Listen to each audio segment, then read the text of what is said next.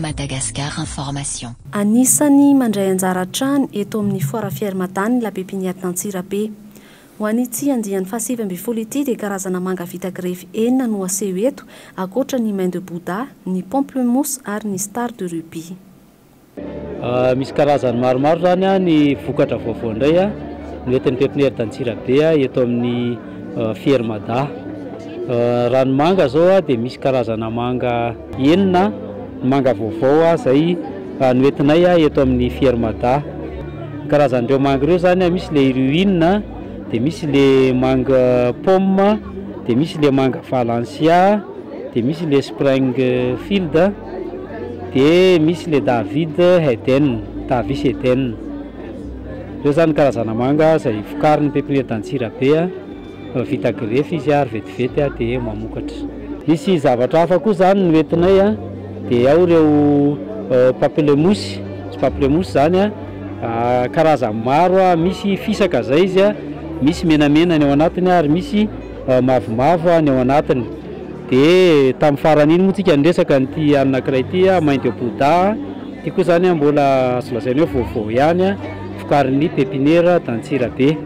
Eto amin'ny trano eva faha 7, faha 8 ary faha 9 no ahitana la Pepiniere dAntsirabe, ka fotoana izao hanararaotana na dia hijery fotsiny ihany aza.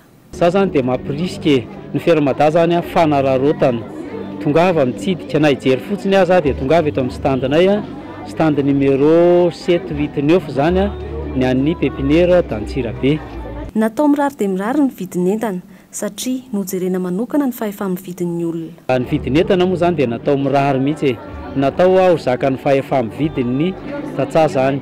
Miezaka mandrakariva zany zahay mba mijery hoe ahoana nandritry ny 4 taona zany ny Pepiniere dAntsirabe dia tsy mbola nanao fampisondrotana mihitsy na hoe augmentation de prix. Satria raha mijery mandrakariva hoe manahoana ny fahefa-mividin'ny tantsaha dia mijanona ny prix anay hatramin'izao. Saika mbola ratsy avokoa ny ankamaroan'ny lalana eto Madagasikara, kanefa la Pepiniere dAntsirabe dia miara-miasa mandrakariva amin'ny tantsaha. Koa na dia lavitra sy farany izay tsy tonga amin'ny fiara aza ny toerana naterana ny vokatra dia afaka manao livraison foana ny eto amin'ny la Pepiniere dAntsirabe. Ny Pepiniere dAntsirabe moa zany dia miara-miasa mandrakariva amin'ny tantsaha, ary fantatsika fa eto Madagasikara zany dia tena mbola hoe ratsy ny lalany, izay angambany azo amintinana azy.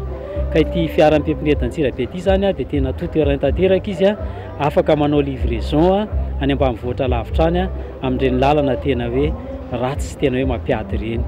Izy zany tsy vitany hoe avo be ohatr'izao, tsy atahorana raha miampita rano, fa ankoatra makatokatra azy dia mampiavaka azy dia misy an'ilay hoe blocage différentiel izy, tsy atahorana ampatina azy.